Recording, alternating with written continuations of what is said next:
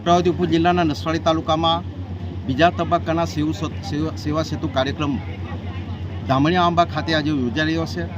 આ કાર્યક્રમમાં જિલ્લા વિકાસ અધિકારી શ્રી, જિલ્લા પંચાયતના ઉપપ્રમુખ અને તમામ આગેવાનો સાથે આ કાર્યક્રમ યોજાયો છે। 55 જેટલા ગામોના લોકોને ઉપસ્થિત રાખવામાં આવ્યા છે અને 52 જેટલા લાભોના અલગ અલગ ટેબલો સાથે સમગ્ર તાલુકાની સરકાર, વિવિધ વિભાગના અધિકારી, કર્મચારી મિત્રો, ટીડીઓ, મામલતદાર સાથે આ કાર્યક્રમ અહીંયા યોજાઈ રહ્યો છે। આ કાર્યક્રમ 3 તબક્કે થશે।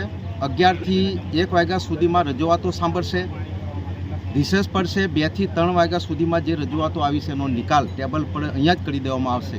એ પ્રકારનો અહીંયા સેવા સેતુ કાર્યક્રમ ગુજરાત સરકારની પારદર્શક વહીવટ, કેન્દ્ર સરકારની, રાજ્ય સરકારની યોજનાઓનો અહીંયા આગેવાનો દ્વારા માર્ગદર્શન પૂરું પાડવામાં આવ્યું છે અને જિલ્લા વિકાસ અધિકારી સાહેબ પણ અહીંયા ઉપસ્થિત રહ્યા। અમારી સાથે ભારતીય જનતા પાર્ટીના પ્રમુખ જયરાજસિંહ ચૌહાણ, બાંધકામ સમિતિના ચેરમેન ચેતનભાઈ મેવાસી। આજે ધામણિયા આંબા મુકામે તારીખ 10/3/2026ના રોજ સેવા સેતુનો કાર્યક્રમમાં રાખ્યો હતો। એમાં ઉપસ્થિત અમારા ડીડી સાહેબ, તમામ ડિપાર્ટમેન્ટના અધિકારીઓ અને જે તે લાભાર્થીઓ ઉપસ્થિત રહ્યા। ખૂબ સારો સેવા સેતુનો કાર્યક્રમ રહ્યો। એમાં વિધવા પેન્શન, વૃદ્ધ પેન્શન, ખેતીની વારસાઈ, અન્ય કોઈ પણ જાતના લાભાર્થીઓને ખૂબ સારી સમજણ આપી અને સરકાર આવા છેવાડાના ગામમાં આવીને જ્યારે આવા કાર્યક્રમ કરતી હોય તો સરકારને પણ અમે ખૂબ ખૂબ અભિનંદન આપીએ છીએ કે જે લોકોને સુધી જે તે લાભ નહીં પહોંચ્યો હોય તો સેવા સેતુના માધ્યમથી લોકો સુધી એનો લાભ પહોંચે।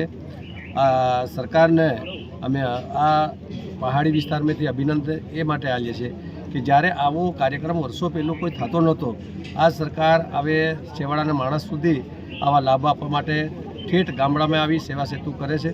તો સરકારનો પણ આભાર છે, જે તે અધિકારીઓનો પણ ખૂબ આભાર માનીએ અને આ વિસ્તારના લોકોનો જે પડતર પ્રશ્નો હોય એવા પણ આ સેતુ સેતુના માધ્યમથી એનો નિકાલ થતો હોય છે, લોકોને સારો લાભ મળે।